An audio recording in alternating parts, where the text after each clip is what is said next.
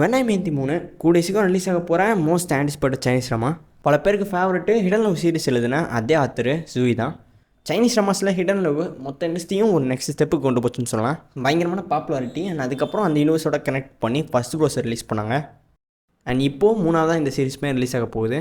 Bhutia head of my shoulder கண்டிப்பாக கேள்விப்பட்டிருப்பீங்க. 2019 பயங்கர பாப்புலராக இருந்துச்சு.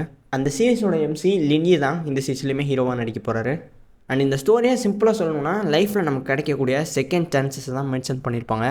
ஹீரோ பார்த்தீங்கன்னா சோசியல் ஆன்சிஸாக இருக்கக்கூடிய ஒரு இன்ட்ரோவர்ட் கேரக்டர்னு சொல்லலாம். அண்ட் ஹீரோயின் 2 பேருமே ஹை ஸ்கூலில் ஒன்றா தான் படிச்சிருப்பாங்க. இவர் தான் ஹை ஸ்கூல் க்ரஷாகவும் ஹீரோயினுக்கு இருந்திருக்காரு. அண்ட் இவர் ரொம்பவே ஒரு ஸ்மார்ட்டான கேரக்டரு. அண்ட் புதிய ஹெட் ஆஃப் மை ஷோல்டர்லேயும் ரொம்ப பயங்கரமான ஒரு ஸ்மார்ட்டான கேரக்டராக தான் ப்ளே பண்ணியிருப்பார். ஹை ஸ்கூல் முடிச்சதுக்கப்புறம் ஹீரோயினை அவங்க அப்பா கிட்டே அவங்க யாரையுமே டிபெண்ட் பண்ணாமல் அவங்க இண்டிபெண்ட்டாக வாழ முடியும்னு ப்ரூவ் பண்ண ட்ரை பண்ணுறாங்க. அண்ட் அப்போ தான் லின்யி மறுபடியும் அவங்களோட லைஃப்பில் என்டர் ஆகுது. ஹை ஸ்கூல் மாதிரி இல்லாமல் இந்த முறை அவங்களோட கம்ஃபர்டபுள் ஜோனை விட்டு வெளியே வந்து தைரியமாக நம்ம ஹீரோவை பர்சியூ பண்ண ஆரம்பிக்கிறாங்க.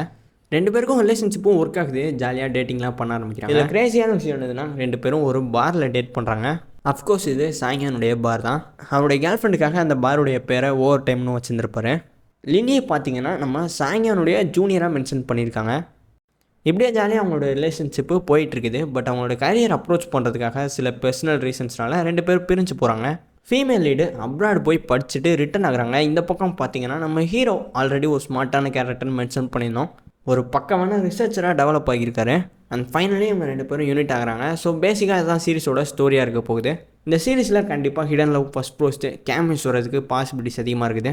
ஸோ வெயிட் பண்ணி பார்ப்போம். அண்ட் இதே மாதிரி புது வீடியோஸ்க்கு லைக் பண்ணி சப்போர்ட் பண்ணுங்கன்னு நம்புகிறேன். நீங்கள் எந்த மாதிரி கண்டென்ட் எதிர்பார்க்குறீங்கன்னு மறக்காமல் கமெண்ட் பண்ணுங்கள்.